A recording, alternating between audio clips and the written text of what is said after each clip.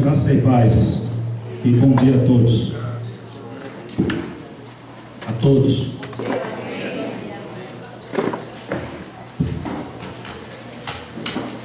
Jesus é bom. Amém? Amém? Eu vou logo dizendo um negócio que eu ia dizer lá na frente, mas já me deu vontade de dizer agora. Se você for fazer o estudo da palavra oração no latim, quem é bom de latim aqui? Mila. Que Mila é bom em todas as línguas, né? Cadê ela? No latim, olha o dedinho dela ali, ó. Então você vai ver que oração tem a ver com fala. E a palavra oração vem de uma palavrinha pequena, que eu não sei nem dizer em latim, que quer dizer boca.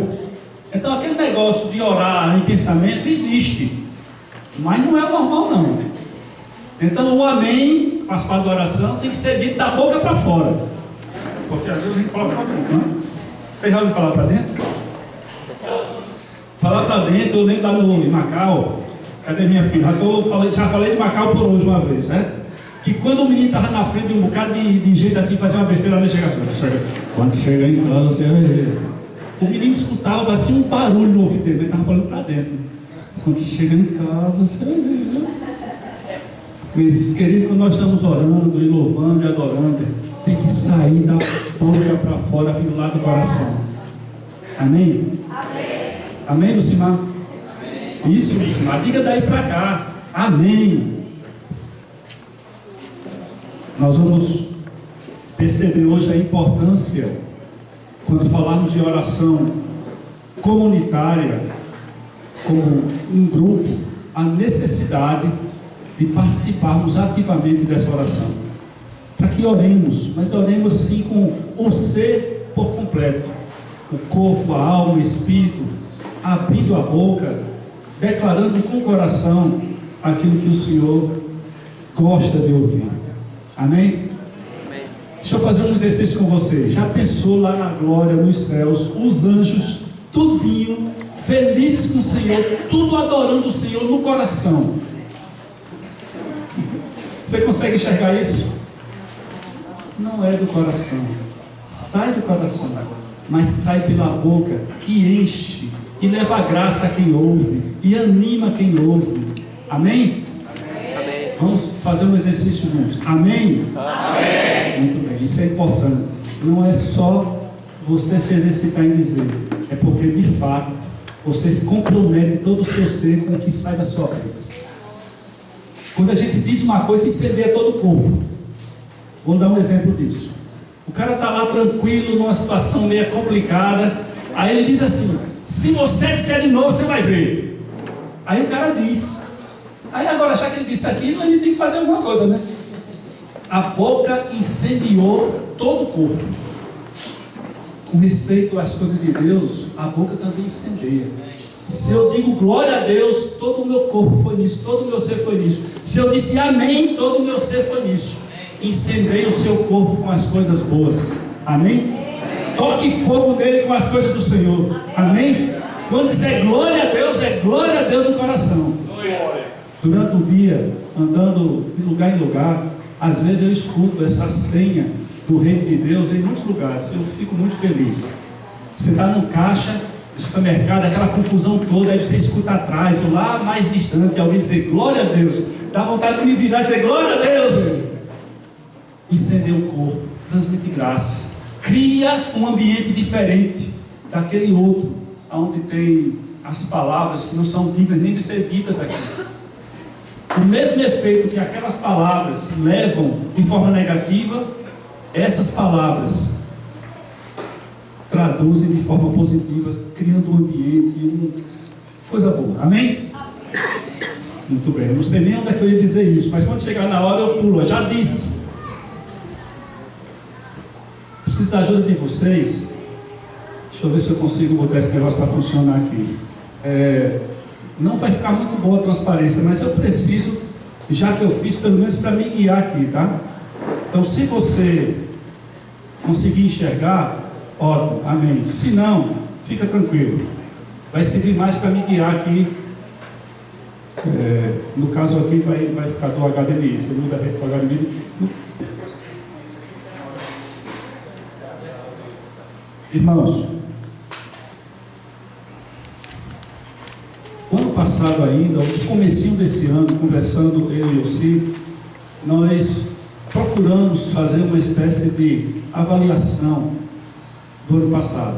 Isso foi no finalzinho do ano, eu acredito, porque logo depois nós entramos naquele período de viagem, férias em janeiro. Eu compartilhei isso já com os líderes. E uma palavrinha só para olhar para o ano de 2014, nós dissemos um para o outro: foi um ano insosso. Sabe o que é um ano insosso? Você entende a palavra insosso? Sem gosto. Não é que a comida estava estragada, não é que ela fez mal, mas ela não tinha gosto. Você comeu, fez bem, mas faltou uma pitadinha de alguma coisa. Nós olhamos para 2014 como um todo e sentimos, tivemos esse sentimento: faltou uma pitadinha de alguma coisa. Alguns irmãos novos que conheceram o Senhor em 2014, certamente foi o melhor ano da vida deles, inesquecível. Eu nunca vou esquecer de 22 de janeiro de 1980. Aconteceu o que lá? A inflação baixou? Não. Mas eu conhecia Jesus. Então, para quem teve essa experiência, foi marcante, profundamente marcante, como fevereiro ou março de 2015 para Lindomar. Verdade? Antônio. Se eu disser Lindomar, não responde não. Ela olha para mim e não responde não. Mas se disser Antônio, ela responde. Alguém diga para a Antônia que eu escolho alguém durante o encontro para ficar falando com ela, certo? É a pessoa que me anima a se ficar olhando, porque a bichinha... Então, quando eu digo Lindomar, aí fica mais difícil, né, Antônio? Já tem 2 nomes, e eu trocando um deles. Irmãos, o Senhor tem coisas para nós, preciosas para nós. Que o Senhor possa nos conduzir nesse tempo hoje aqui, para impregnar em nós aquela marca que nós dissemos que faltou em 2014. Sermos marcados por Deus, olharmos e dizermos um ao outro: o Senhor fez assim comigo nesses dias. Então, que em 2015, pela graça do Senhor, nós possamos ser marcados por Ele. O apóstolo Paulo certa vez disse: ninguém me moleste, pois eu trago no corpo as marcas de Cristo. E no começo do ano nós nos animamos aqui, a que cada um de nós deseje trazer as marcas de Cristo, ser marcado por Ele, no corpo, na alma, no espírito. Amém?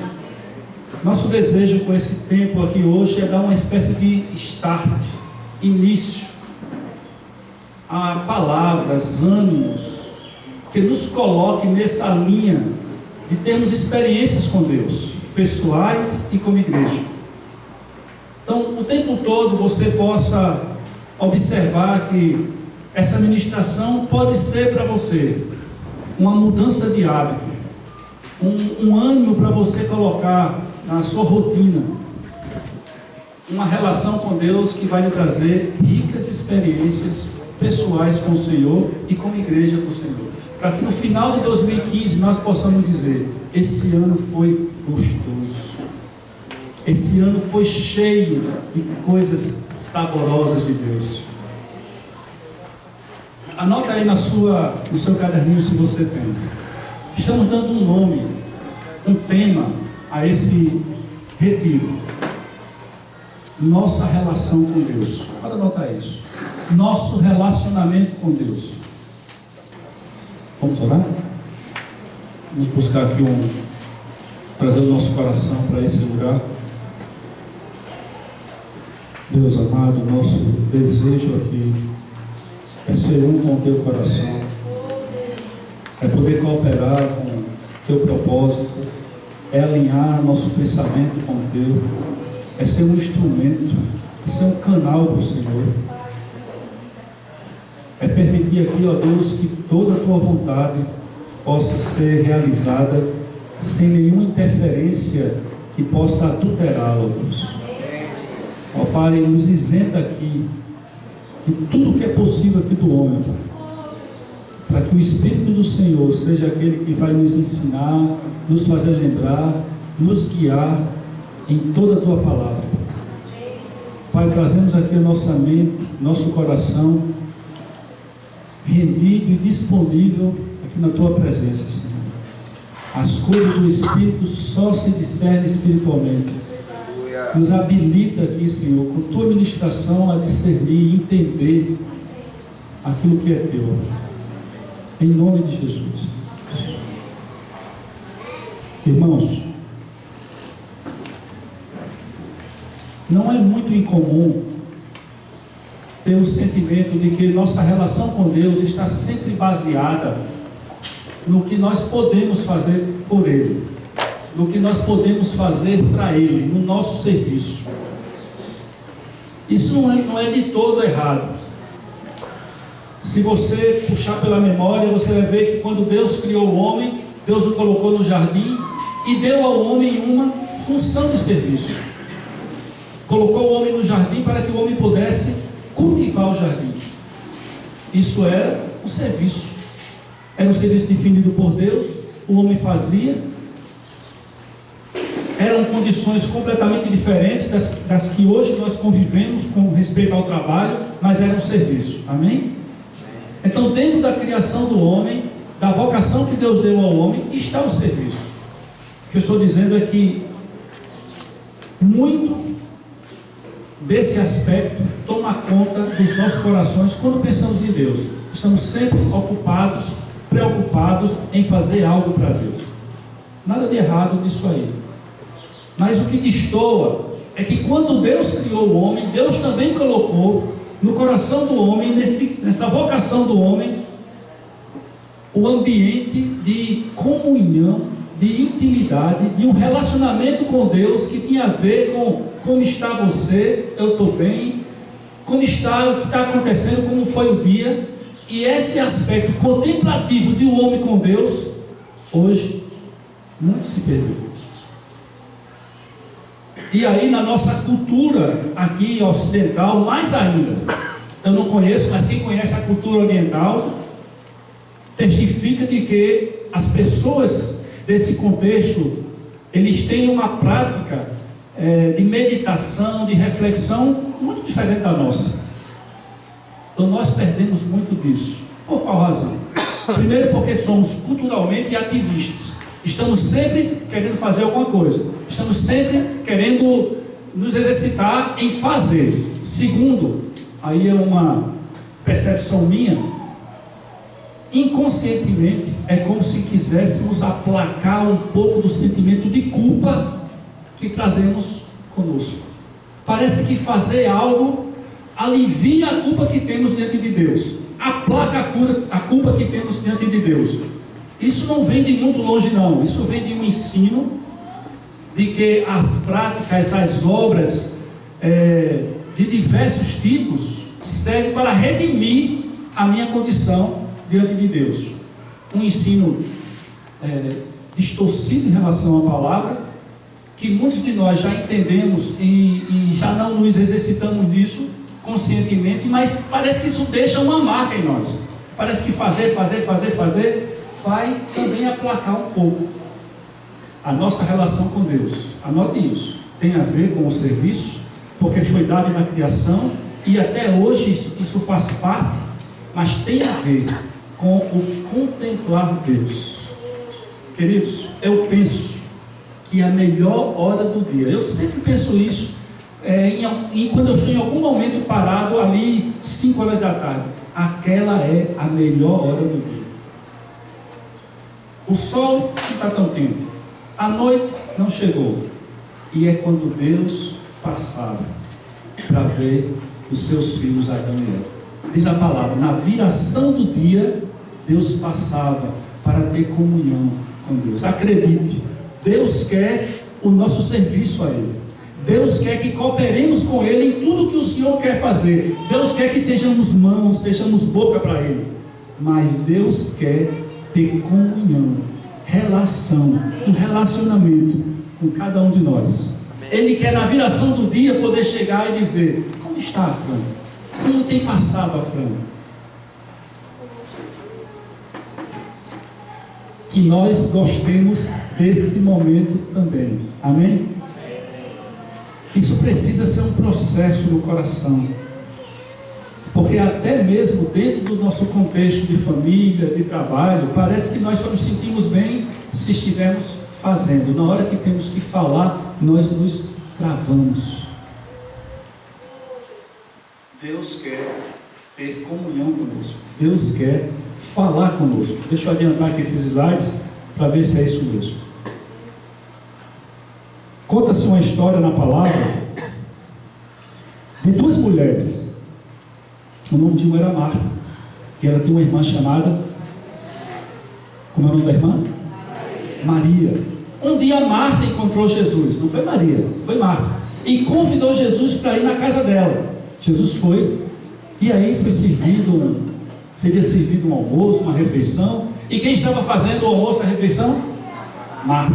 Quem estava arrumando a casa? Quem estava cuidando da louça? Marta. E Marta corria de um lado para outro, e Marta fazia o quê? Trabalhava. Era necessário? Era necessário, senão não tinha almoço. E Jesus estava na sala, dando aquelas palavras, contando aquelas histórias. Sabe onde é que Maria estava, querido?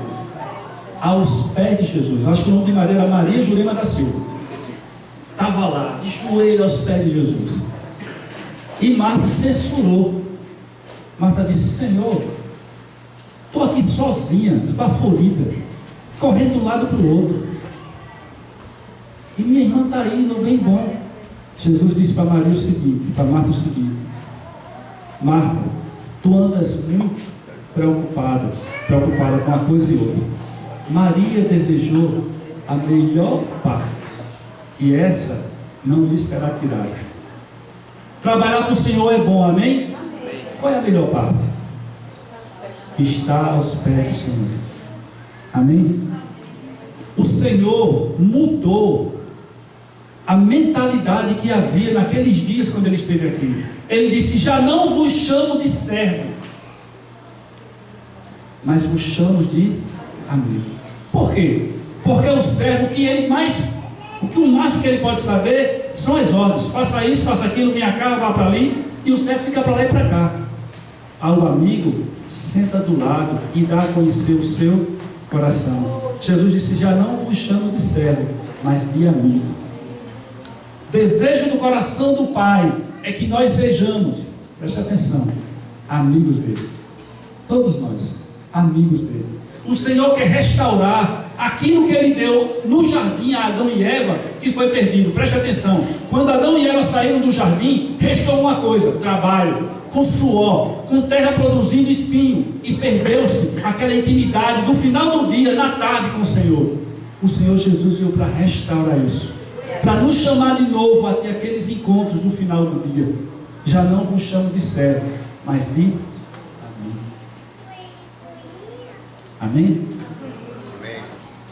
Irmãos, que durante esse ano de 2015 possamos desenvolver práticas que possa construir essa intimidade com Deus. Isso não acontece só pela vontade, não acontece só pelo querer de Deus. Preste atenção a isso, olhe para mim. Deus deseja muitas coisas em relação a mim e a você, que ainda não está feito, não está construído, porque parte disso é o que nós fazemos. Nessa relação da amizade, Deus enviou Jesus. Ele veio, mas precisa haver, está notando? As Marias. Precisa haver aquelas que vão se quebrar aos pés dele. Precisa ter a parte do homem que vai deixar tudo, nos afazeres disso e daquilo, e vai dar uma prioridade nova e chegar aos pés dele. Essa é a minha parte, essa é a sua parte, e o Senhor quer ver isso construído. E Ele quer lhe dizer uma coisa, preste atenção. No dia que estiver no meu coração e no seu, Ele diz que você desejou a melhor parte, e isso não lhe será tirado. Glória a Deus. Você pode dizer glória a Deus? Glória a Deus, porque isso não lhe será tirado. Alguém pode chegar e dizer e pedir: não, pelo amor de Deus, você não está vendo Jurema aí o tempo todo, manda Jurema fazer uma coisa. E Deus vai dizer: Jurema preferiu a melhor parte, deixa ela aí. Amém? Vamos discernir isso espiritualmente, né? Para a gente não levar isso para um ambiente, para um contexto que não é o que abençoa, o que constrói o que realmente Deus quer. Deus quer nosso coração, Deus quer nossa amizade. E todo amigo de Deus se torna um servo lindo. Todo amigo de Deus se torna alguém que faz com prazer, com alegria, sem nem ser pedido, ele já está fazendo. Amém? Glória a Deus. Esses textos você pode abrir, ó. Vamos abrir só esse de Gálatas 4, 6, por favor. Você tem uma Bíblia? Amém. Você não tem? Olha do lado.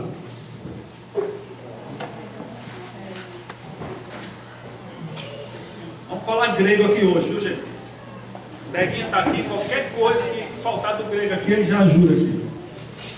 Gálatas 4, 6.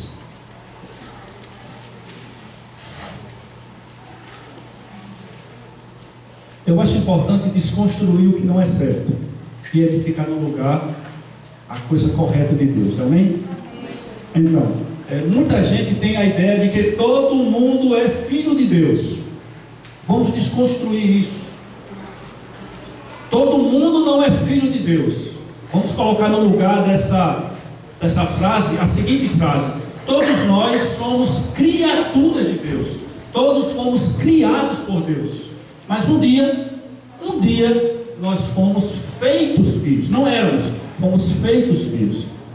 Em João capítulo 1 diz que a todos quantos o receberam, Deus deu o poder de serem feitos filhos de Deus. A partir daquele momento tornaram-se filhos. Gente, presta atenção. Amigo é diferente de servo, não é? E filho é diferente de amigo. É mais um passo, é mais um degrau na intimidade com Deus. O amigo fica em casa, tal, mas tem uma hora que ele vai para a casa dele. Mas o filho, para sempre, está em casa. Gálatas 4, 6, dá uma olhadinha aí. E porque vós sois filhos. Agora sim somos filhos. Porque agora sois filhos. Deus enviou ao nosso coração o Espírito do seu Filho, que clama o quê? Vocês estão falando grego, cara. Fala em português isso. Enviou o Espírito do seu Filho que clama, Paizinho. Não sei como é que o pessoal do Sul se vira nessa, porque esse negócio é bem nordestino, hein, Paizinho? É Painho, né? Aqui é Painho. Deus enviou o Espírito do seu Filho no nosso coração, que clama, Paizinho, intimidade, a proximidade. É isso que Deus quer com o seu povo.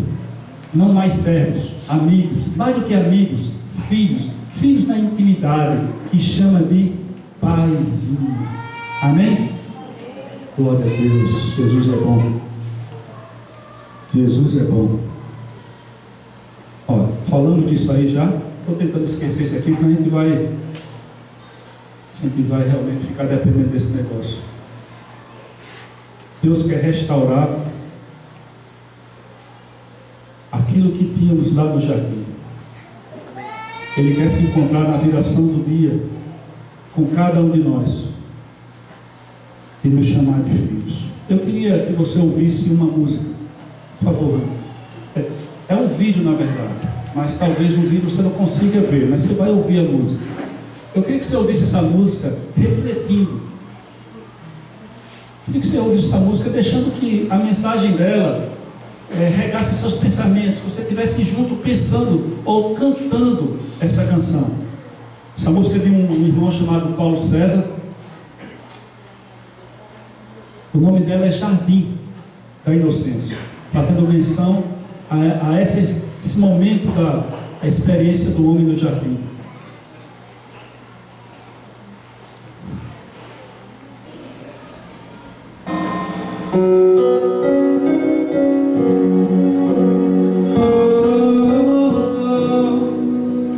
Você pode meditar na letra dessa música, tá?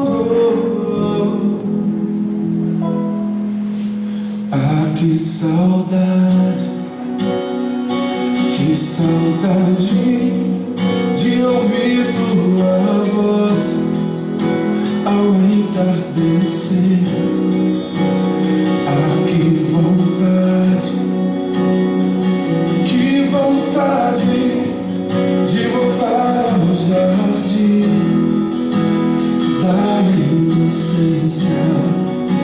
Se eu pudesse, voltaria atrás e não faria novamente o que fiz. Troquei minha comunhão pela escuridão da noite, em trevas tornei os meus dias. Ah, que saudade de ouvir tua voz ao entardecer. Ah, que vontade de voltar ao jardim da inocência. Se eu pudesse, voltaria atrás e não faria novamente o que fiz. Troquei minha comunhão pela escuridão da noite, em trevas tornei os meus dias. Ah, que vontade de andar contigo pelos jardins da viração dos dias. Pegar em tuas mãos e voar pela imensidão da terra e te adorar. Ah, que vontade de dizer a ti tudo que aprendi nesse jardim da inocência.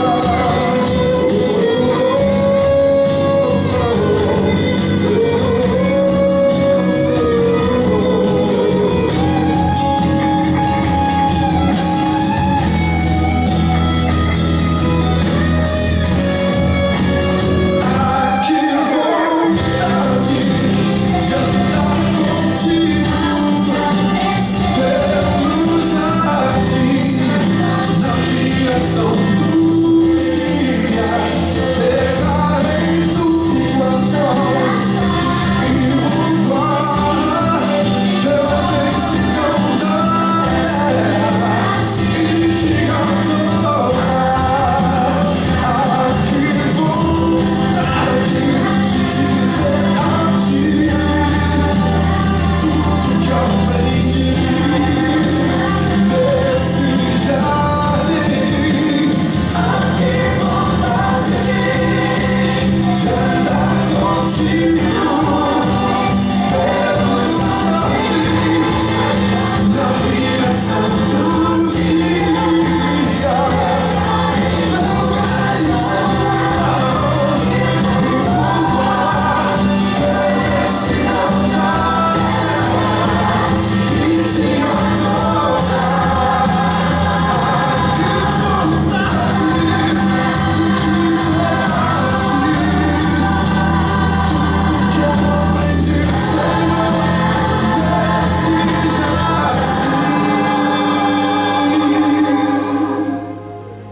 Jardim da inocência.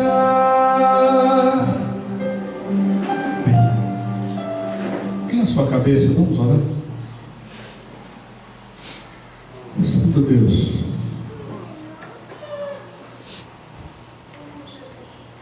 o Senhor soprou no homem que o Senhor criou o fôlego da vida para todo sempre. Ele terá isso de ti, ó Deus. E quando isso, Senhor, sai da prisão que o pecado o fez ficar. Esse homem tem sede, vontade de estar contigo de novo, para se completar, Senhor, porque o Senhor tem nos feito coparticipantes de uma porção tua, mesmo que mínima, mas nos diferencia de todas as outras tuas criaturas.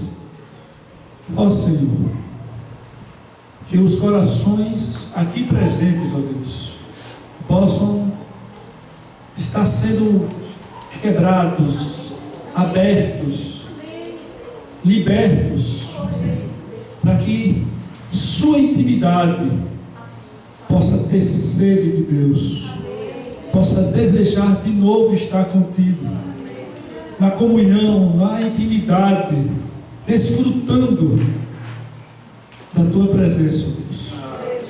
Faz conosco, opera dentro de nós, opera o querer, ó Deus. Só tu podes. Opera dentro de nós o querer, só tu podes. E opera também o poder para realizar, ó Deus. Em nome de Jesus. Irmãos, o que vamos estar fazendo nesses dias aqui? Vamos estar repassando áreas da nossa vida em comunhão e em serviço ao Pai. Vamos estar falando de oração, de jejum, da palavra, de contribuição financeira, de frutificação e de comunhão. Hoje, nós queremos terminar esse tempo aqui, até onde nos for possível, falando de oração. O que é orar? Uma definição breve, rápida, de qualquer um de vocês. O que é orar? Pode levantar a mão e cooperar. O que é orar?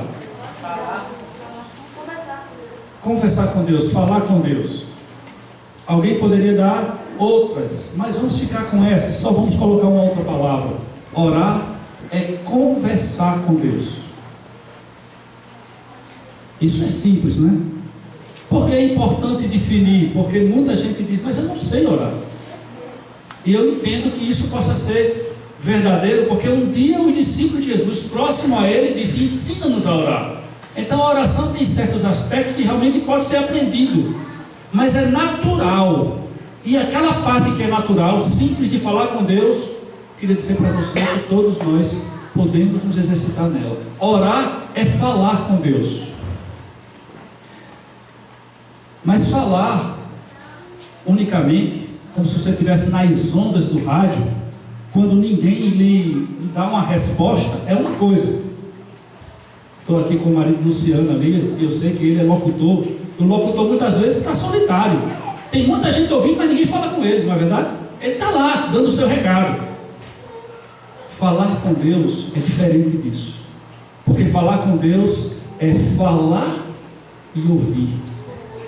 Um texto da Bíblia que diz assim, clama a mim, isso é falar, amém? Clama a mim, é conversar com Deus. Mas Deus completa dizendo, e eu te responderei, amém? Então orar é conversar com Deus e ouvir Deus. É conversar e ouvir, é uma mão dupla. E para fechar, o que é orar? É falar com Deus em nome de Jesus, ajudado pelo Espírito Santo. Por quê? Porque eu não sei orar como devo. Irmãos, preste atenção.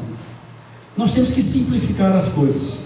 Se você chegar para falar comigo, você vai dizer, Marcelão, e vai abrir a mão, eu vou dar uma tapa nela, tal, beleza.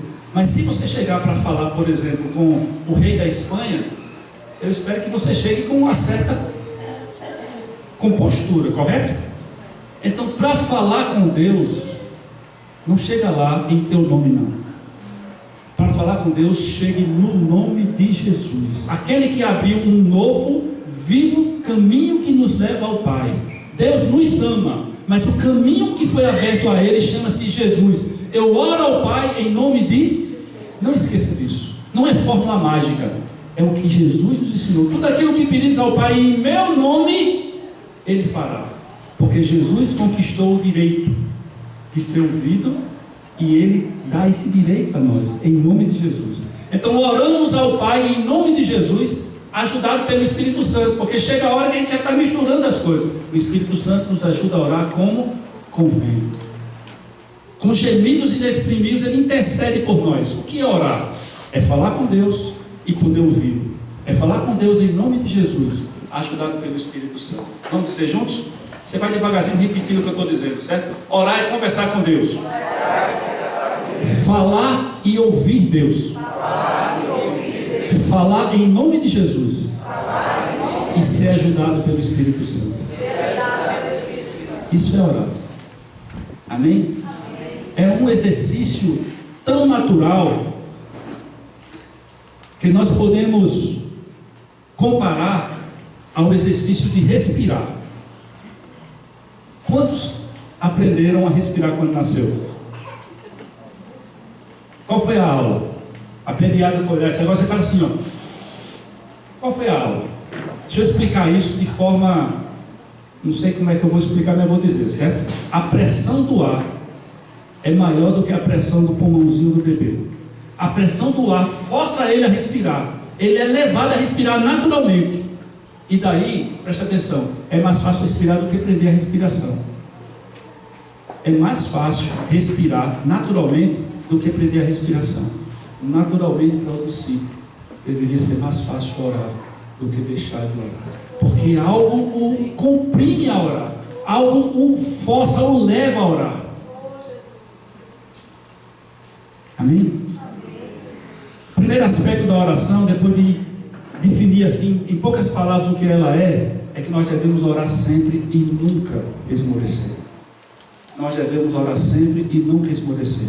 No dia que você parar de respirar, você vai morrer. Nós devemos orar sempre e nunca esmorecer. Conta-se uma história, está na Bíblia, que uma certa mulher que morava numa cidade, ela tinha uma causa pendente, e o juiz deveria julgar essa causa. E ela ia a esse juiz todos os dias. Seu juiz, julga a minha causa. E ela era pobrezinha, viúva daquela cidade, sem ter ninguém por ela, nenhum pistolão, como se diz por aqui. E ela chegava lá, Senhor, juiz, julga a minha causa. Teve um dia que o juiz disse, olha, eu não temo homem algum nessa cidade, mas para que essa mulher não venha aqui todo dia na minha porta com essa mesma ladainha me importunar, eu vou resolver o problema dela. Essa é a história que Jesus contou para nos ensinar sempre o dever de orar sempre e nunca esmorecer. Essa história nos ensina que nós podemos orar sem cessar. É importunar-nos no bom sentido aquele que precisa ouvir a nossa oração. É fazer dia e noite o mesmo clamor até que aquela oração seja respondida. E o Senhor completa: se esse juiz iníquo é capaz de fazer isso, muito mais fará o juiz de toda a terra. Julgará a tua causa, mesmo que alguns tenham por tardia, ele vai julgar a tua causa. Orar sempre e nunca esmorecer. Queria ler 4 versículos com você, para que a própria Bíblia definisse essa verdade, que muitas vezes é complicada para alguns entenderem o que é orar sempre. Orar sem cessar. Orar sem cessar é eu dirigir de olhos fechados? Não é. Orar sem cessar é eu andar sempre de joelho? Não é. O que é orar sem cessar? Vamos ler alguns versículos para que a gente enriqueça essa compreensão, tá? Você vai abrir comigo aí, tá? Estou aqui. Abra comigo, por favor. 1 Tessalonicenses 5,17. Vamos comigo para a gente ganhar tempo. Ver se a gente consegue de 11h15 terminar esse tempinho aqui. Quem pode ler 1 Tessalonicenses 5,17? Orai sem cessar. Ok, segura aí, Gilson. Quem pode ler Efésios 5, 6 e 18? Marca na sua Bíblia, por favor. Quem pode ler Colossenses 1,9? Ok? E quem pode ler Lucas 18,7? Vamos ler esses 4 versículos. Quando eu pedir, você lê, tá? Gilson, bem alto. 1 Tessalonicenses 5,17. Orai sem cessar. Esse é um versículo longo da palavra. Vamos dizer juntos?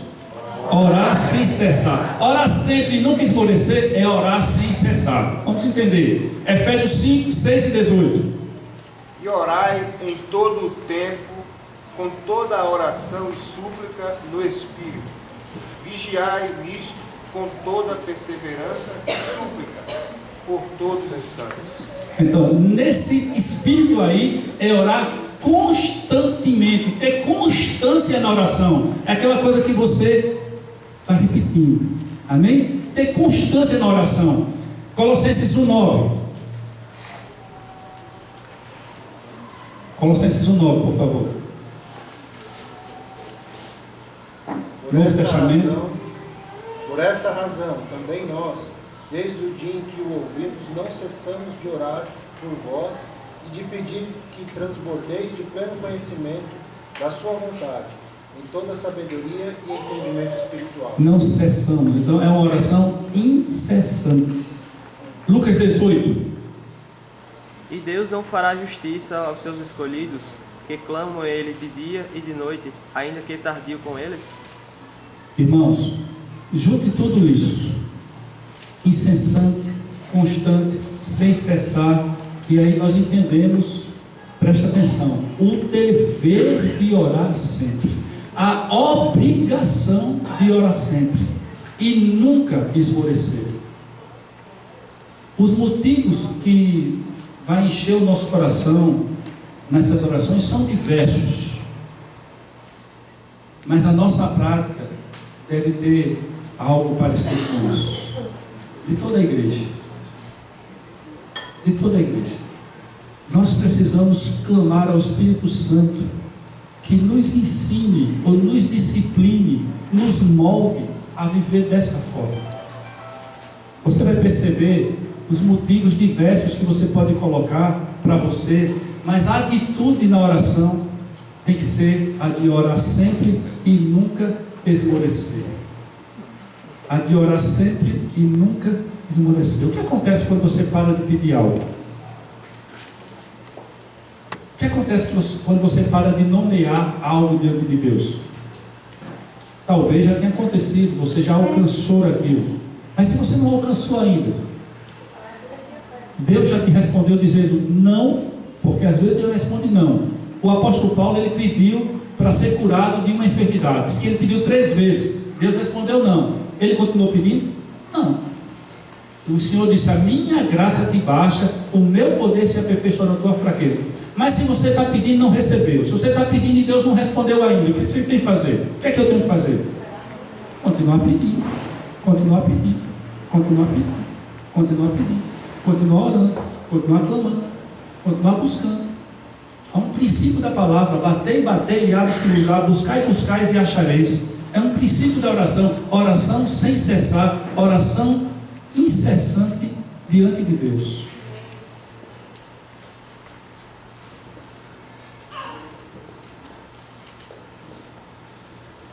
Quando eu pensava nisso, veio um sentimento no meu coração que eu fiquei pensando depois: será que eu vou forçar a barra ao dizer isso? Mas me abençoou, pode ser que lhe abençoe. E aí eu chamei isso do oposto saudável. Alguém pode dizer o que é ansiedade? Diz com tuas palavras características da ansiedade. Inquietude, inquieto. O que mais? No nordestino, aperreado. Aperreado. Impaciente já. Vai lá, o que mais? Tem a ver com isso? Desculpa. Tem a ver com isso? Dá para ler? Ansiedade nos leva a uma preocupação excessiva por algo. Está sempre preocupado com aquilo. Imagine o motivo. Você está sempre preocupado, mas é uma preocupação excessiva. Um negócio que vai ali já consumindo você. Ansiedade tem a ver um pouco com ficar em um alerta constante, toda hora está no sobressalto. A pessoa, quando está dormindo e está com esse coração ansioso, você encosta nele.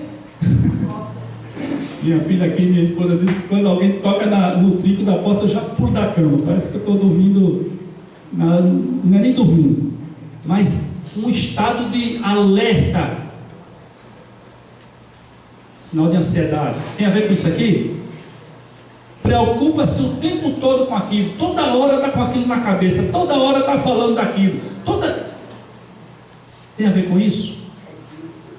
Presença quase permanente da preocupação com algo. Sabe o que é que Deus diz sobre essas coisas? Vou ler aqui com vocês, tá? Preocupação excessiva, ficar alerta constante, preocupado o tempo todo, presença permanente da preocupação. Deus diz: não andeis ansiosos, não tenha esse comportamento por nada nessa vida. Não se preocupe com nada disso. Amados, sabe por que eu coloquei isso aí? Porque se o meu coração pode andar o tempo todo preocupado com alguma coisa, para lá e para cá, toda hora que alguém fala, eu estou com aquilo na cabeça, então preste atenção, eu posso também disciplinar esse coração para o tempo todo ele estar ligado nas coisas do Senhor. Se eu posso, se a minha carne, se a minha mente concebe, sou levado pelas angústias dessa vida a estar 24 horas ligado com uma situação que é uma angústia, é um problema, às vezes é questão de trabalho, às vezes é questão de saúde, às vezes é questão de relacionamento, eu consigo, é doentio isso, mas se eu consigo estar ligado 24 horas, eu quero dizer para você, em nome de Jesus, existe um oposto saudável, existe um oposto a isso que faz bem, é estar 24 horas com o Senhor na sua mente, orando todo o tempo, sem cessar, por cada uma dessas coisas que nos angustia, amados. É possível, porque o meu corpo é o mesmo, a minha mente é a mesma, eu só tenho que mudar os sentimentos que estão nela. É possível cumprir isso aqui, ó, preste atenção, vê se você consegue ler. É possível fazer conhecido diante de Deus nossas petições, é possível pela oração e súplica, é possível com ações de graça, é possível construir um lugar onde a paz de Cristo guardará o nosso coração. Tem duas possibilidades: o meu coração vai estar em guerra, aflito, angustiado, porque o que está reinando nele é uma preocupação excessiva, é uma dor constante, é um estado de alerta que não para. Eu posso mudar isso por um estado confiante, de fé, crendo, clamando e sabendo que o Senhor está presente. Isso é orar sem cessar. Isso bota a paz de Cristo no lugar onde tinha a guerra dos meus sentimentos. Eu quero dizer para você que é possível, sabe por quê? Porque o que Deus colocou no meu coração é assim: existe uma pergunta, esse negócio de orar sem cessar é possível? Tem alguém aí que é um robozinho que é possível? Do mesmo jeito que somos levados à ansiedade, devemos ser levados à dependência de Deus, na mesma intensidade, do lado contrário, o oposto saudável de Deus, que cura nossas vidas e estabelece ali um trono permanente de oração. Diga amém. Deus quer ouvir a tua voz, diga amém. O oposto saudável de Deus.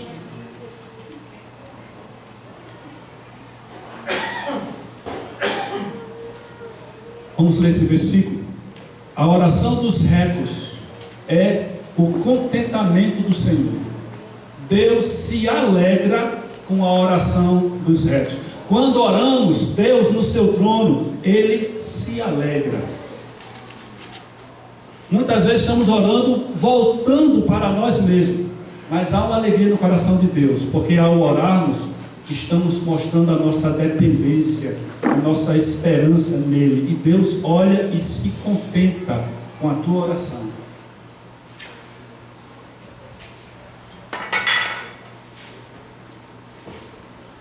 Vamos correr aqui, amados. Em muitos lugares dos relatos acerca de Jesus, encontramos essa expressão aqui, ó. Jesus retirou-se para orar. Jesus tinha suas orações em público, elas não são tão relatadas, mas Jesus tinha, apesar de toda a rotina dele, ele tinha suas orações, e muitas particulares. Retirou-se para orar, subiu ao monte para orar, de madrugada foi ao monte orar. Isso é repetido acerca de Jesus. O que podemos aprender com isso? Preste atenção. Precisamos de momentos a sós com o Pai, eu e você. Oramos juntos aqui? Oramos. Oramos na mesa quando vamos fazer refeição. Muitas famílias têm uma prática saudável de dar graças pelo alimento juntos. Oramos. Oramos quando estamos naquelas reuniões de casa, estudando a palavra junto. Oramos. Mas o Senhor tem nos deixado como modelo e deixado também a orientação para que nós tenhamos nossas orações particulares. Preste atenção a isso, queridos. Particulares. A Bíblia diz que entra no quarto, fecha a tua porta. O teu pai que te vê em secreto vai te ouvir. Ele dizia isso porque havia uma presença farisaica no coração dos homens naqueles dias, que os homens chegavam em praça pública e levantavam as mãos e começavam a orar para chamar a atenção das pessoas. Jesus censurava isso e dizia: quando você orar no seu quarto, feche a sua porta, o teu pai que te vê em secreto, ele te ouvirá. Então nós precisamos nos retirar para orar, ter momentos a sós de oração. Isso está escrito em Mateus 6,6. Nós precisamos de momentos específicos para orar. O que é isso? Uma vez até escrevi no sitezinho do meu, lá no nosso grupo, quando eu estava meditando nessa palavra de momentos específicos, estava lendo muito Daniel orava 3 vezes por dia. Momentos específicos. Ele tinha aquilo como um hábito, era separado para orar. João e Pedro, se eu não estou enganado, subiram ao templo na hora 9, na hora da oração, para orar. A cultura daqueles homens, naqueles dias, até provocava isso. A nossa cultura não tem horário de orar, não. Qual é o horário de orar que está na agenda aí? Tem, né? Se você é igual a mim, não tem não. Nós temos que construir. Nós temos que ter um momento definido para a oração. É necessário. É necessário. E a terceira coisa é que nós precisamos de um companheiro de oração. Está escrito aí? Precisamos de companheiro de oração. No último grupo caseiro, Marquinhos tinha saído inclusive, mas eu estava dando a palavra, eu estava dizendo para os irmãos. É triste quando o meu coração e o de Marta não estão juntinhos, porque o maior prejuízo é na hora de se ajoelhar para orar. A gente não ora juntos. A minha oração sozinho, ela tem um tom, uma graça, uma cara. Quando eu oro com ela, é outra coisa. Mas quando o nosso coração não está alinhado, a gente perde. Precisamos ter um companheiro de oração. Precisamos ter uma pessoa que ore conosco. O marido, a esposa, irmão, em algum momento. Vamos ler esse texto aqui, só um pelo menos. Esse texto de Daniel 2, o texto do meio, Daniel 2, 16 a 18. Vamos deixar os outros aqui para você ler em casa. Por favor, alguém com voz alta, Daniel 2, lê esse texto para a gente. É uma história, eu vou contar aqui a história enquanto você acha, tá? Daniel 2. O rei Nabucodonosor teve um sonho, e ele fez uma coisa de doido realmente, mas estava no plano de Deus. Ele chamou todos os magos e disse: eu tive um sonho. E os magos ouviram aquilo, e eu quero que vocês me digam o sonho e a interpretação. Os magos olharam para aquele negócio e disseram: tá doido o rei. O rei, conta-nos os sonhos que eu vou dizer a interpretação. O rei repetiu: vocês estão querendo me enganar, estão querendo dizer palavras mentirosas. Me diga o sonho e a interpretação, que eu vou saber que isso é a coisa certa. Aí os magos ficaram doidos, né? Como é que ficaria dizer o sonho do rei? Mas há um Deus nos céus que conhece o sonho dos homens, e ele deu a Daniel o saber disso. Mas olha como foi que foi construído esse saber de Daniel do sonho do rei. Alguém pode ler? Foi Daniel ter com o rei e lhe pediu designasse o tempo, e ele revelaria ao rei a interpretação.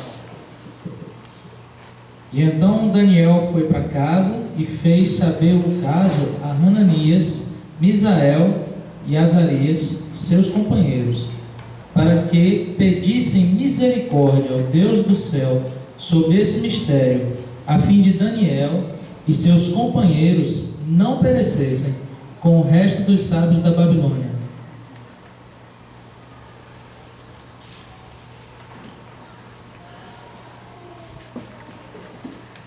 Se continuasse lendo, Daniel foi a seus companheiros, Sadraque, Mesaque e Abednego, eram os nomes babilônicos dele, e pediu a eles que orassem a Deus. E Daniel foi orar também, e Deus revelou a Daniel: irmãos, precisamos ter companheiro de oração. Precisamos de pessoas que saibam as nossas lutas, que saibam pelo que passamos e se coloquem em oração juntamente conosco. Tem uma história na Bíblia linda, uma das muitas. Toda a história da Bíblia é linda quando não fala de pecado, mas um momento de guerra entre o povo de Israel e outro povo, e Moisés subiu ao monte para orar, e Moisés intercedia pelo povo de Deus com as mãos levantadas. Você já experimentou ficar com as mãos levantadas assim 1 minuto? e 2 horas, e 6 horas. Diz que quando Moisés cansava o braço, começava a baixar, o povo começava a perder a guerra. 2 homens, companheiros de Moisés, um segurava o braço de um lado e outro segurava do outro, até terminar a batalha e o povo sair com a vitória. Nós precisamos de irmãos e irmãs que sustentem os nossos braços diante de Deus, porque a vitória é certa, mas precisamos perseverar. Aquele que perseverar até o fim, esse alcançará de Deus. E muitas vezes nós não perseveramos porque cansamos, desfalecemos, ficamos pelo caminho, perdemos a bênção. Houve 3 homens de Deus chamados Sadraque, Mesaque e Abednego. Eles estavam numa situação complicada, uma praça lotada de gente. E o rei disse que ao tocar a trombeta, toda aquela multidão deveria se ajoelhar e adorar uma imagem. E toda a praça se ajoelhou. Você pode imaginar uma praça toda de joelho? Pronto, agora pense aí 3 homens no meio dela em pé. Sadraque, Mesaque e Abednego ficaram em pé. E eles tiveram, pela presença um do outro na vida deles, a perseverança de ficar de pé e dizer para o rei: não sei o que vai acontecer, meu irmão, mas uma coisa eu sei, nós não vamos nos dobrar diante da imagem. Eles foram lançados na fornalha de fogo ardente, e Deus mandou o seu anjo, o 4º homem da fornalha. Quando o rei viu que eram 4 que andavam na fornalha, chamou pelo nome deles, e eles saíram, e nem cheiro de fumaça tinha na sua roupa. Aquele que perseverar até o fim, ele verá a glória de Deus. Jesus disse a Marta e a Maria, diante do túmulo de Lázaro: eu não te disse, se creres verás a glória de Deus? Nós precisamos de homens e mulheres que nos sustentem até ver a glória de Deus. Existe uma glória ali na frente, e muitas vezes nós ficamos cá, porque nos faltou força. O Senhor diz: é melhor serem 2 do que 1, porque caindo um, o outro ajuda a levantar. É melhor serem 2 do que 1, porque vindo alguém contra, os 2 vão lhe resistir. É bom ter um companheiro de oração, porque muitas vezes trocamos a glória de Deus pela glória do homem, porque estávamos só naquele negócio. Precisamos da presença de pessoas orando conosco.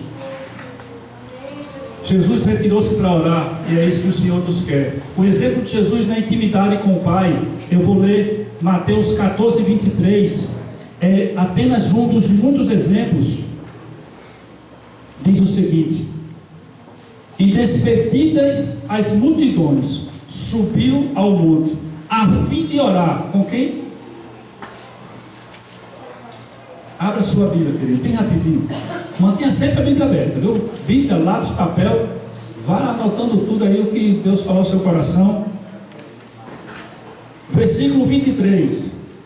Mateus 14, 23.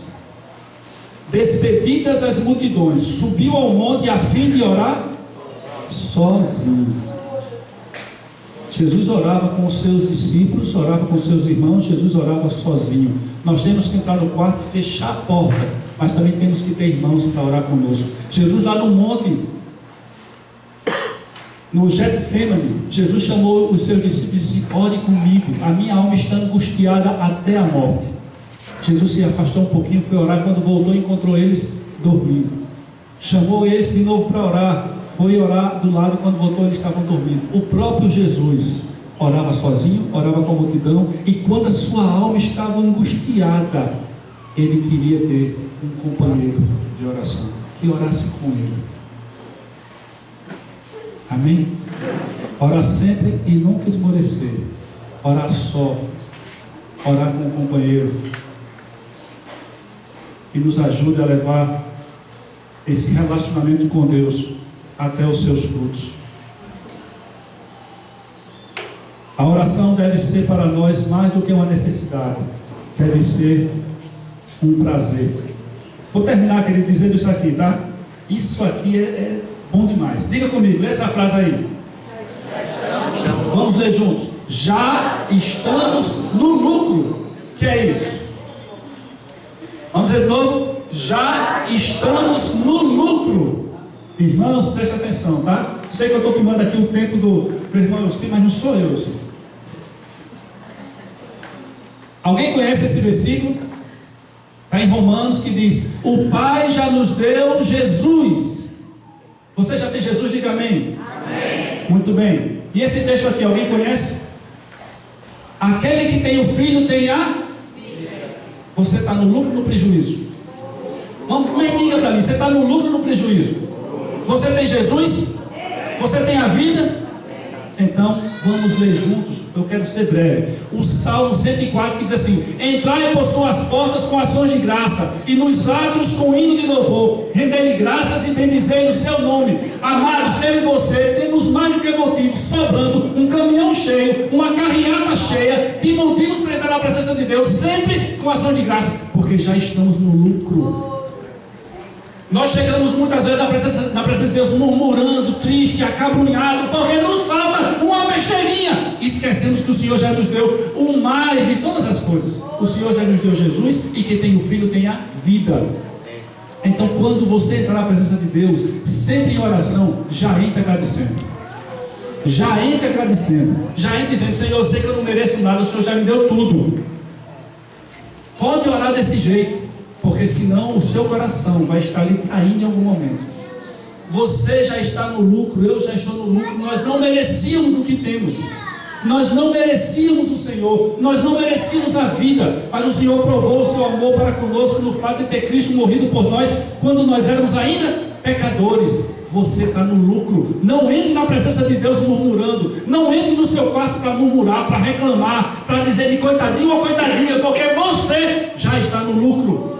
Todos nós merecíamos o inferno, mas o Senhor tirou de nós o peso do pecado, lançou sobre o seu Filho, pelas pisaduras dele eu fui sarado. Eu estou no lucro. Você está no lucro. Tem algumas coisas pequenininhas que nos faltam, amém. Clame a Deus e Ele te responderá. Clama ao Senhor e Ele vai te ouvir. Mas antes de tudo, seja grato, seja grata. Louve a Deus, adore a Ele, bendiga a Ele pelo que Ele já te fez, porque aquele que tem um filho tem a vida, e você já tem um filho, você já tem a vida. O que nos falta, queridos, é troco miúdo. O que nos falta é moedinhas, porque o Senhor já nos deu o maior de todos os tesouros. O que eu estou dizendo, queridos, é para aprender um princípio importante na oração: ações de graças. Às vezes a pessoa fica pensando: eu tenho alguma coisa para agradecer? Deixa eu ver aqui, eu vou lembrar de quê? Você tem para agradecer o fato do seu nome está escrito no livro da vida. Glória a Deus. Eu aprendi a frase com você, que diz que a gratidão é a segunda alegria provocada por algo. Esse pode ser a gratidão é a segunda alegria provocada por algo. Se esse algo que enche o teu coração é a vida eterna em Cristo, a gratidão é a segunda alegria disso, e deve te render dividendos para todo sempre, para todo sempre, para todo sempre. O profeta Abacuque disse: ainda que o fruto da videira minta, ainda que o milharal não tenha milho, ainda que lá no curral os filhos das cabras já não existam, ainda assim, diz o profeta, eu me alegrarei no Senhor, no Deus da minha salvação. Diga para a pessoa que está do seu lado, porque ela vai lhe ouvir mais do que a mim. Diga para ela: você está no lucro, meu filho. Você está no lucro, bem. Amém?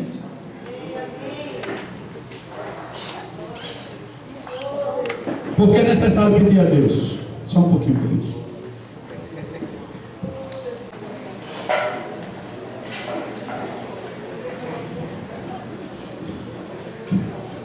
Estamos no lucro.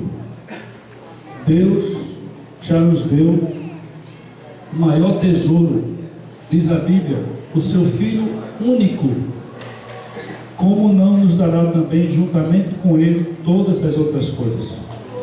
Agora você pode fazer essa pergunta aí, querido: por que é necessário pedir a Deus? Por que é necessário pedir a Deus? Deus sabe todas as coisas? Sim ou não? Ele sabe o que você passa, o que você precisa, sim ou não? Por que é necessário pedir a Deus? Eu confesso que não é muito fácil de dar uma resposta categórica sobre isso, mas dá para desconfiar por alguns indicativos da palavra, porque é necessário pedir a Deus. Vamos aqui, ó. Abra esse texto na sua Bíblia aí, Ezequiel 22:30. É necessário pedir, porque Deus não quer agir sozinho. Se Ele quisesse, Ele agiria.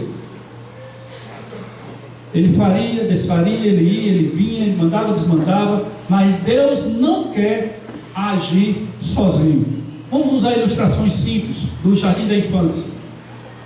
Se Deus quisesse Ele mesmo cuidar do jardim, Ele que criou o jardim, Ele que fez brotar todas as flores, as ervas, as árvores, se Ele mesmo quisesse cuidar, lhe faltaria condições para isso? Lógico que não. Mas Ele botou o homem no jardim para que o homem cultivasse o jardim, porque Deus não quer agir sozinho. Vamos ver se você consegue entender isso. Vamos ver se eu consigo entender isso. Deus não quer agir sozinho. Ezequiel 22:30. Você pode ler? Alguém pode ler algo? Busquei entre eles um homem que tapasse o muro e se colocasse. Busquei entre eles um homem que tapasse o muro e se colocasse na brecha perante mim, a favor desta terra, para que eu não a destruísse, mas a ninguém achei. Se é Deus falando, Ele diz: busquei entre eles um homem que se colocasse na brecha do muro, e a ninguém achei. Deus poderia pular essa parceria do homem, mas Ele buscou um homem. Eu quero dizer para você, uma vez eu estava num encontro assim de muitos jovens, e um jovem, uma jovenzinha, uma menina pegou o microfone, leu esse texto e depois deu glória a Deus que ele encontrou Jesus, que se colocou na brecha do muro entre ele e essa terra, para que Deus não consumisse essa terra. E isso é a maior de todas as verdades. O maior de todos os intercessores foi Jesus. Entre Deus e os homens existe um chamado Jesus, se colocou entre o homem e Deus. Mas até hoje Deus não quer agir sozinho. Deus procura alguém que se coloque na brecha. Amados, preste atenção. Preste atenção. Cala seu coração. Um segundinho aí que eu vou dizer uma coisa, às vezes imprópria para dizer em alguns contextos. Vivemos, nos últimos meses, um momento político muito complicado no país. E nós ouvimos posicionamentos de todos os tipos. Alguém que defendia, alguém que criticava, alguém que se levantava, alguém que falava, todos os tipos nós ouvimos. Quero dizer para você que há uma expectativa de Deus para ouvir um brado da igreja, porque Deus não quer agir sozinho no meio do governo, das autoridades estabelecidas no Brasil. Deus espera alguém que se coloque na brecha entre Ele e as autoridades que governam o nosso país, que governam a nossa cidade, que governam o interior. Deus quer, mas Ele não quer agir sozinho. E eu vou lhe provar isso. O Espírito Santo vai lhe mostrar isso. Abra sua Bíblia em 1 Timóteo. A oração, ela não ficou apenas para tocar no meu corpo quando eu estou doente. Deus quer, através da oração, tocar em toda essa humanidade, no governo, na sociedade. Deus é Deus de tudo e de todos, mas Deus não quer agir sozinho. Anote no seu coração isso. Não se ache, não pense que você é pequeno, que sua oração é pouca. A palavra diz que muito pode em seus efeitos a oração de um justo. É capaz de mudar as questões atmosféricas. Que é isso, Marcelo? Um homem chamado Elias orou e por 3 anos não choveu, e ele orou de novo e caiu chuva abundante. A oração de um homem pode mudar tudo. Deus quer agir, está me ouvindo? Mas Ele não quer agir sozinho. Deus não quer agir sozinho. E nessas questões políticas que nós vivemos, abre 1 Timóteo capítulo 2, eu vou ler esse texto. Você abriu? Se está sem a Bíblia, olhe para o lado. Antes de tudo, 1 Timóteo 2. Antes de tudo, pois, exorto que se use a prática de súplicas, de orações, de intercessões, de ações de graça, em favor de todos os homens, em favor dos reis e de todos os que se acham investidos de autoridade, para que vivamos vida tranquila, mansa, com toda piedade e respeito. Isso é bom e aceitável diante de Deus, nosso Salvador. O que é que Deus quer? Me diga. O que é que Deus quer? Deus quer que nós tenhamos vida tranquila, com toda piedade e respeito. E por que Ele não faz isso? Porque Deus não quer agir sozinho. Irmãos, eu preciso crer que se a igreja começar a orar pelas autoridades, nós vamos ter vida mansa, tranquila. Não me pergunte qual o tamanho disso, eu não sei, mas a Bíblia não mente. O detalhe é que Deus não quer agir sozinho. Nós tivemos uma passeata em Natal recentemente e nós resolvemos orar. O universo de Natal todo pode até pensar assim, pensar não, ele nem sabe da nossa existência, queridos. A cidade de Natal não sabe nem que nós estamos aqui hoje, mas não importa. O importa é que o trono de Deus soube que nós estávamos aqui. Nós oramos, e o que aconteceu de uma coisa pacífica e tranquila, alguém pode dizer porque o povo foi organizado e um povo educado. Pensa o que pensar, mas eu penso que o governo dos céus é maior do que o governo da terra. O reino dos céus é maior do que o reino da terra. Deus não quer agir sozinho, Deus quer trazer paz. E Ele me pede para levantar mãos, para que oremos pelos homens. Você vai dizer, mas é um bando disso, daquilo. Não importa, quem vai agir é Deus. A Bíblia está cheia de reinos que ficaram a serviço de Deus. A Bíblia está cheia.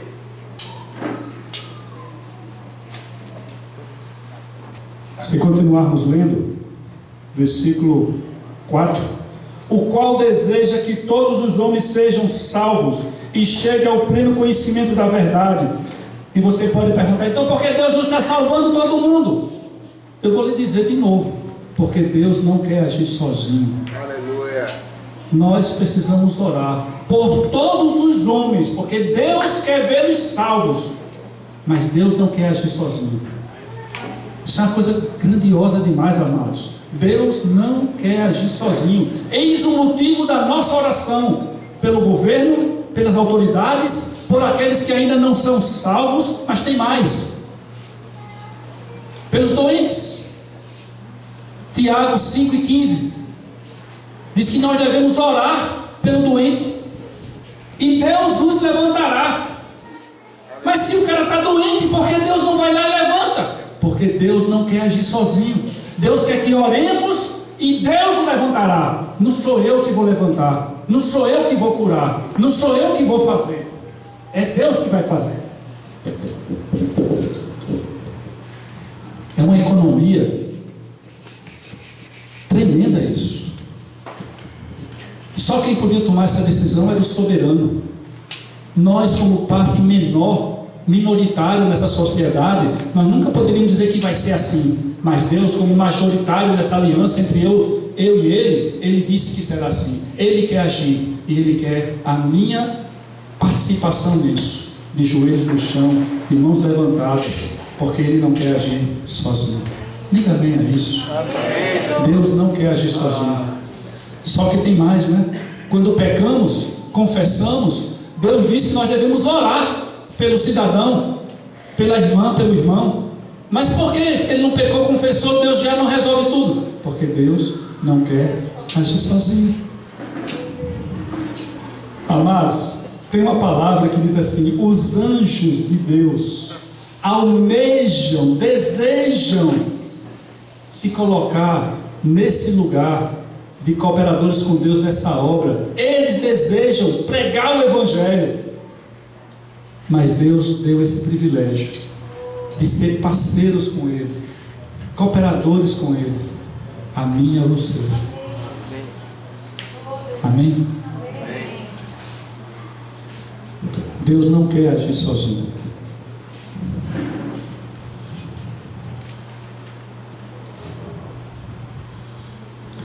Como orar?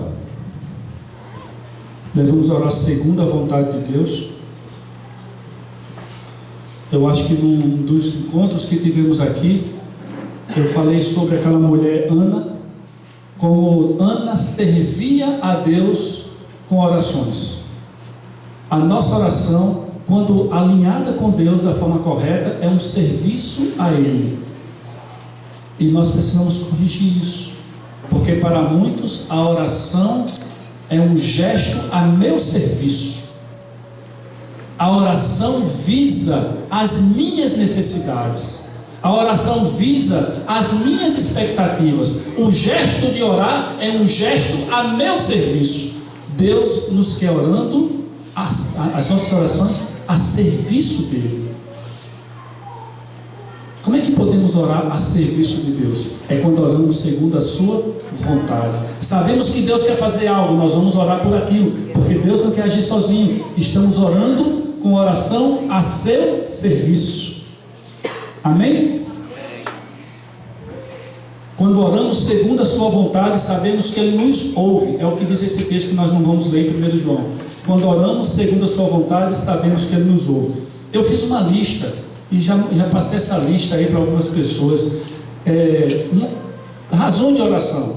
Por exemplo, você começa a orar por santidade. Você reconhece a luta contra o pecado. Você reconhece que tem sido perdedor em algumas áreas da vida. E você começa a clamar a Deus por santidade. Me diga uma coisa, amados. Qual é a inclinação de Deus quando você pede a Ele que lhe ajude a ser santo? Eu vejo assim os céus de forma intensa, voltando-se para isso, para dizer que assim seja feito. Porque Deus quer, a vontade de Deus a vosso respeito é a vossa santificação. Com respeito ao vosso corpo, cada um saiba possuir o seu vaso, como vaso de honra. Eu sei que Deus quer isso. Quando eu oro por isso, Deus faz. Vamos colocar isso como ilustração pequenininha. Você sabe que seu pai já comprou aquele presente para você, ele quer lhe dar aquele presente. Mas você tem que chegar para ele e pedir. É alguma razão para isso. Aí quando você chega lá e diz: pai, me dê isso. O pai está doido para lhe dar, está guardado já. Aí ele vai lá e lhe dá. É o contrário de você chegar pedindo algo completamente contrário à vontade do pai. Algo que você sabe que ele não lhe dá de jeito nenhum. Vou dar um exemplo disso, certo? Meu filho chega para mim e diz: pai, me ajuda a comprar uma moto. Pronto, ele está roubado. Porque se depender de mim para ele comprar uma moto, ele vai andar a pé. Você percebe como é pedir algo contra a vontade do pai? Constrange o coração do pai a não fazer de jeito nenhum, porque ele sabe que não é bom, ele sabe que não vai abençoar, ele sabe pedir segundo a vontade de Deus. Amém? Descubra na palavra o que é a vontade de Deus. São maridos orando, dizendo: Senhor, me ajuda a amar minha mulher como Cristo amou a igreja. São mulheres orando: Senhor, me ajuda a ser sujeita a meu marido como a igreja é. São filhos orando, dizendo: Senhor, me ajuda a obedecer a meus pais, a honrá-los sempre. Essas orações Deus vai responder. Deus vai, ao longo de um processo, transformando as coisas. E logo você está daquele jeito, porque você está orando segundo a vontade dele. E quando você ora segundo a vontade dele, você sabe que ele lhe ouve e ele responde as suas orações. Como devemos orar? Devemos orar com fé, nada duvidando. Como devemos orar? Devemos orar de todo o coração. Vamos ler esse texto de Jeremias 29. Alguém abra, por favor, Jeremias 29. Vamos pular o primeiro texto conhecido de Hebreus 11, acerca da fé. Orar de todo o coração. Jeremias 29, 13, por favor. Buscar-me-eis e me achareis quando me buscardes de todo o vosso coração. Amém. Amém. Buscar-me-eis e me achareis quando me buscardes de todo o vosso coração. Orar com contrição, orar com humildade. Esse texto de Lucas, eu acho que é aquele texto do homem que nem olhava para o templo, né, de cabeça baixa: Senhor, eu não sou digno. E esse texto de 2 Crônica, nós temos citado ele nos últimos dias com os irmãos. É um texto conhecido. Ele diz que se o meu povo, que se chama pelo meu nome, se humilhar, orar e me buscar, então eu ouvirei dos céus e sararei aquela terra. Vamos ler esse texto. Eu estou citando ele incompleto, eu acho. Está aí?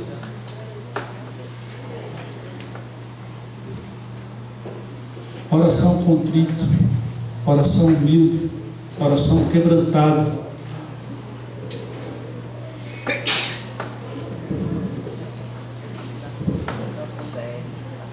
Se o meu povo, que se chama pelo meu nome, se humilhar e orar e me buscar e se converter dos seus maus caminhos, então eu ouvirei dos céus, perdoarei os seus pecados e sararei a sua terra. Estão abertos os meus olhos e atentos os meus ouvidos à oração que se fizer nesse lugar. Essa é a atitude da oração, a atitude do coração.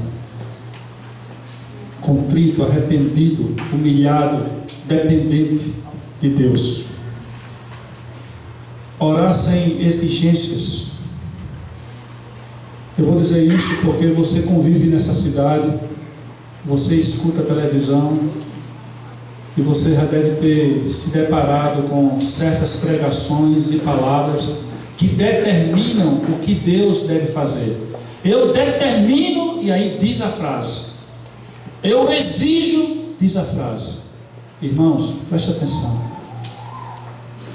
Deus é Senhor. Aleluia. Ele é absoluto. É Senhor dos senhores, Rei dos reis. Ele tem misericórdia de quem quer ter misericórdia. Nós devemos chegar diante de Deus sem exigências. Quem leu Daniel esses dias, capítulo 9, diz que Daniel chegava diante de Deus e disse: Senhor, não pelos nossos feitos, mas pela tua misericórdia, olha para nós. Sem exigências. O sentimento, um dos sentimentos que devem estar mais presentes em nosso coração quando nos relacionamos com Deus é a humildade de coração, o quebrantamento de espírito. Deus habita em dois lugares, amados: nos céus, onde está o seu trono, e com o coração contrito e abatido. Aquele que se enche de si, esse Deus não está lá.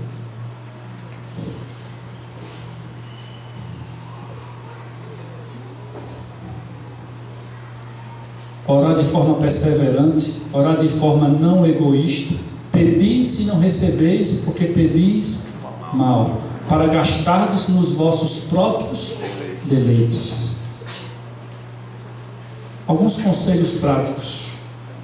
Além de orar sem cessar, além de separar um tempo específico, nós devemos também saber pelo que devemos estar orando.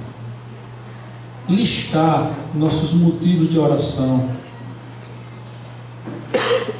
aquilo que esperamos e buscamos diante de Deus. Quando oramos juntos, devemos concordar uns com os outros, devemos buscar o mesmo coração do outro. No grupo caseiro de sábado eu falei disso. Nós temos de Deus uma posição impressionante. Deus diz que tudo aquilo que dois concordarem aqui, em nome de Jesus, será feito nos céus. Aí, amados, preste atenção, porque o que eu entendi e disse para os irmãos é o seguinte: não é dizer juntos a mesma frase. Vamos lá? 1, 2, 3, abracadabra! Não é isso, não. É diante de Deus ter o mesmo coração de Jesus. Dois concordarem é quando um deixa de ser ele e o outro deixa de ser ele, e ambos passam a ser como Jesus, clamando juntamente no mesmo espírito, no mesmo pensamento. E Deus diz: quando isso acontecer, aí será feito nos céus. Como devemos orar? Sem cessar? Sim, mas devemos orar de forma concordante. Amados, eu preciso estar morto. A vida que eu vivo agora não sou mais eu quem vivo, é Cristo que vive em mim. Com esse coração, em oração, grandes coisas nós vamos ver o Senhor Deus poderoso fazendo. Ninguém deve ficar calado em orações quando estamos juntos. Aqui é uma mudança de hábito. Aqui é quebra de paradigma. Talvez a vida toda você acostumou-se a ser passivo, a fazer com a cabeça, a dizer do seu coração. Mas quando você estiver juntos, abra sua boca, comprometa-se diante dos céus, diante de principados e potestades, se defina, se posicione e diga amém, diga glória a Deus, diga que assim seja, coloque você como parte disso. Ninguém fique calado, ninguém deve orar pelos outros no sentido de ninguém mais precisa orar, ele já orou, já fez tudo. Devemos discernir que eu oro, calo, outro levanta a hora, cala, outro levanta a hora, cala, e todo mundo ora juntos. Essa é aquela parte que eu disse, eu devo pular quando chegar, porque eu já estou dizendo tudo. Irmãos, tenho um coração, um sentimento de gratidão a Deus, porque sei que Deus está nos falando, por misericórdia, sobre um assunto que já falou uma vez, 2 vezes, 3 vezes, mas hoje tem nos trazido de novo a refletir, a pensar. Eu quero dizer para você, a nos levar a um posicionamento, nos conduzir a uma tomada de decisão. Eu aprendi e tenho dito isso para os irmãos, para cada coisa que eu ouvi de Deus, eu preciso ter uma reação a ela. Eu não posso fazer do meu ouvido apenas um mero ouvinte, porque aquele que é mero ouvinte e não é praticante, esse em nada é abençoado. Eu preciso reagir, e se Deus tem falado contigo hoje, verdades de Deus, seu coração, sua alma, precisa reagir a isso. É a expectativa de Deus, quando Ele diz, a minha palavra, que sai da minha boca, não voltará para mim vazia, mas antes ela vai produzir os seus frutos. E eu creio que a palavra de Deus, aonde eu tenho pedido por misericórdia, não seja a minha, ela possa passar aqui, operando nos nossos corações e levando para Ele como um aroma suave, subindo até Ele, as nossas respostas pessoais, particulares, nosso posicionamento diante dEle, do que eu devo fazer, como devo fazer, para que não sejamos meramente ouvintes. Amém? Vamos orar, irmãos.